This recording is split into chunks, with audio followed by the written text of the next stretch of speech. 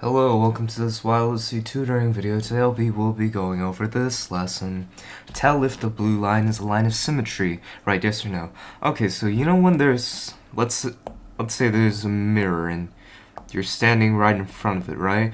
And over here you're kind of reflected in there, and you can kind of see that if you were to put an object against a mirror, like a box, it would get reflected right across this mirror right here. So that's sort of a line of symmetry. It's if you reflect something onto the other side, it'll match up. So this would be a line of symmetry, right? This would be a line of symmetry in between these two boxes. Because if you flip it over, if you flip this box over on this side, it matches up. So going along with that, this is our line. Well, if we were to flip this house-looking thing over to the other side, it wouldn't match up, right? So it's not a line of symmetry. This one, this is our line. If you mirrored this thing across on the other side, it would look sort of like this, and that doesn't match up, so that's a no too. This one, I mean, if we were to flip this on over to the other side, it would match up. Technically, the stem doesn't flip on mirror to the other side like this, so it technically wouldn't be a line of symmetry.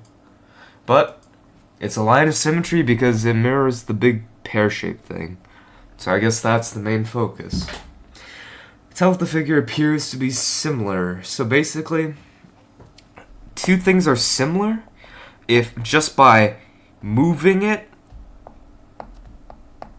and by scaling it, you can get the same shape and also rotating it. So this one, they're both ovals, right? So if you, and they appear to be about the same thickness, or the eccentricity, I guess you'd call it. They're about the same blobbiness. This one needs to be rotated that way to be more like this, and maybe scaled down, shrunken a bit more. So let's call that a yes. This one, yeah, it's the same shape, it's just rotated around this way and made a bit bigger on all sides. This one, no, look at this. If this were to be scaled up, it would look more like this, and that wouldn't match. This thing has, this parallelogram has parallel sides, whereas this shape has non-parallel sides. They eventually are going to intersect at some point, like that right there. But these ones, they'll stretch on for forever, and they'll never intersect, so they're not the same, so they're not similar. Tell what kind of motion is used to move each plane figure. Right, side, flip, or turn. So this one, you sort of turn it over, so it's a turn. This one, it's flipped on over to the other side, so it's a flip. This one, it's a slide, I guess. You slide it on over to the right. And the fourth one, it's a turn. You kind of rotate it that way. So then it becomes like this. And then it becomes like this. And bada bing, bada boom, you have your shape. You can also call this a rotation, this a translation, and this a reflection. But you don't need to worry about that. Patty says that all squares are similar. Do you agree or disagree? Draw a picture to explain. Well, I'd agree, because a property of a square is that all four sides are the same. So if you have one square that's of another size, then you can just scale. Like, let's say this by 2 by 2, this is a 3 by 3. If you add 1 to, if you scale each side by, let's say, 2, then you'll get this square, so it'll all be the same. Yeah.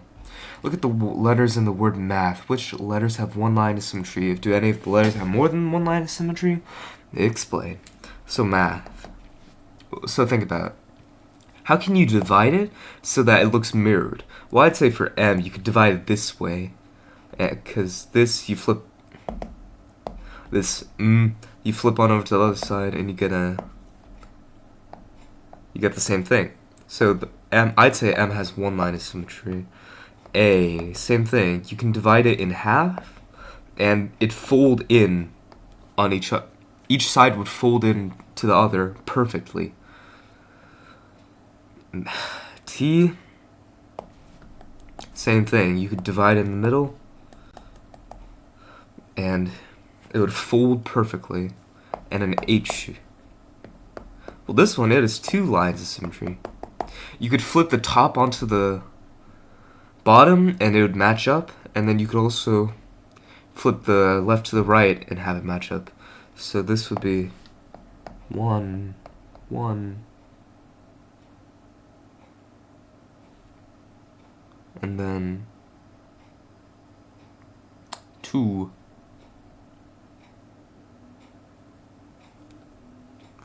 Jody says a circle has too many lines of symmetry to count. Yeah, so what this, you could divide it this way, you could divide this way, you could divide this way, you could divide this way. It basically has infinite lines of symmetries going all the way around the circle.